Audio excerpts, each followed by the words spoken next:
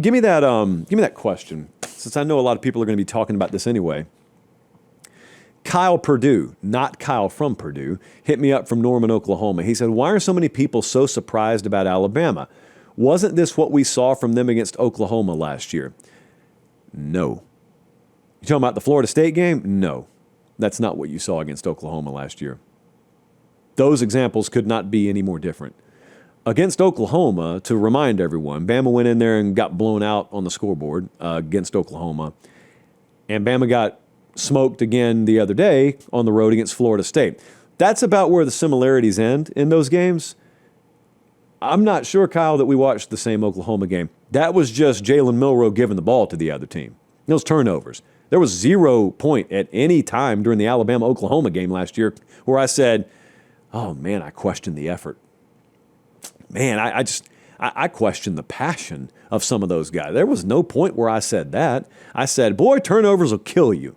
That was it. That's not the first time, nor is it the last time you'll see turnovers bite a team that's playing hard. It wasn't turnovers that were the issue the other day against Florida State. It was some stuff that's far more troubling. So we had a lot of questions, obviously, like thousands of them, in the inbox. A few of them about Alabama. The most common is, can they get it corrected? I'm very conflicted on this. Can they get it corrected? Well, by my vantage point, when you say, can Bama get it corrected?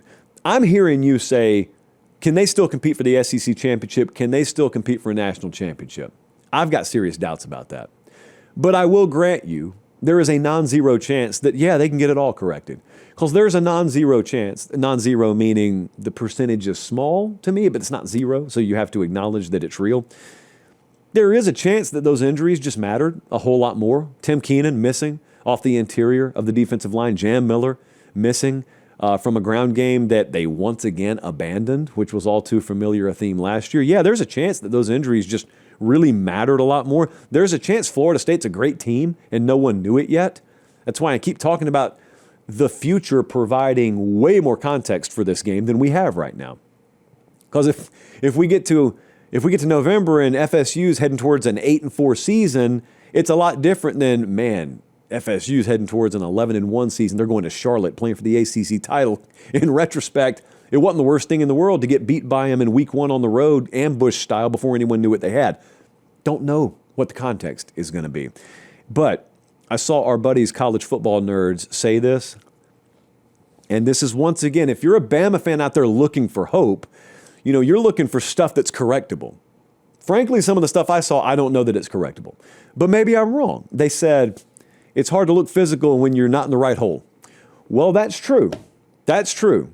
And for their sake, I kind of hope that's the reality. Just misalignment, poor fundamentals. Now, these are not good things, but it's far more preferable to fundamental, like terminal issues like guys don't care enough, guys loaf too much, energy, buy-in, effort, these sorts of things.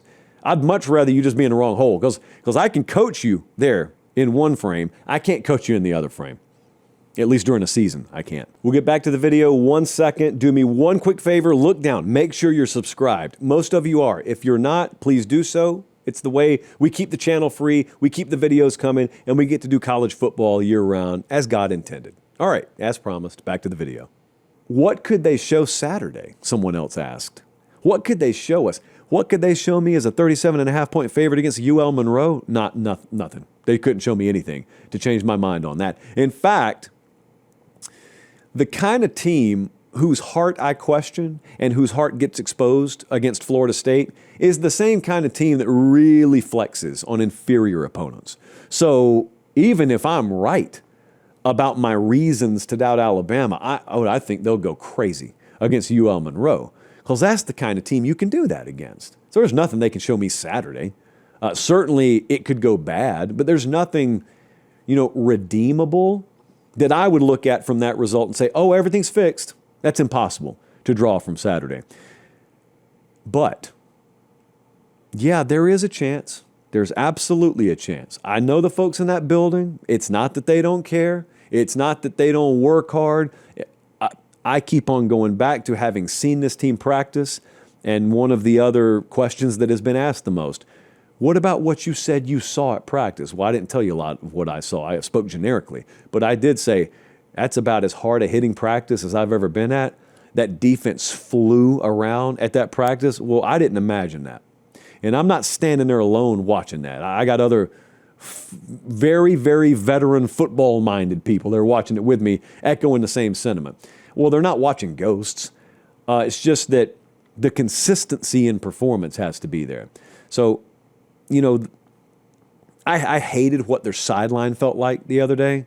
I hated how shell-shocked they look. Consistently outside the LSU game last year, how this team has performed on the road the last 2 years is disappointing. But is there a world where it's corrected? Absolutely. It's a really talented team. Yeah, absolutely there's a world where it's corrected. That's still a really high-caliber coaching staff, I think. Sure, there's a world where it's corrected. Is there a world where I can fully trust them? No, I don't think so. I don't think so. So I'll have that in the back of my mind for the rest of this year. I'll be hesitant for the rest of this year. I'm sure I'll pick Bama to win games. They'll win some. I'll be hesitant because I'll always know, especially when they go on the road, I'll always know in the back of my mind that Florida State result was not fake. It really happened.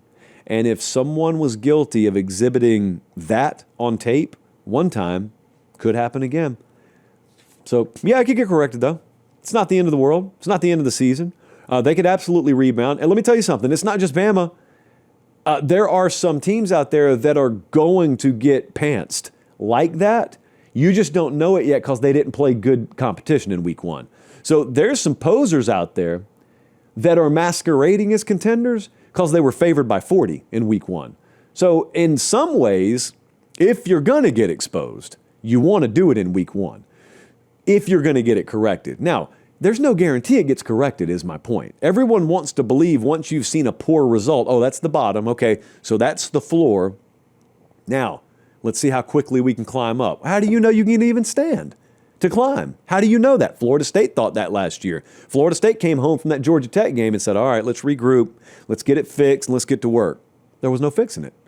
I don't think Alabama's going to suffer that same fate to that degree, but there's no guarantee. For all the optimism and hope that you have on one side of the coin, you do have to acknowledge the darker underbelly, the other side of that coin, that's also a possibility. And that possibility is that the result you saw against FSU is not the last time you'll see that. That's the trust factor that I'm struggling with right now.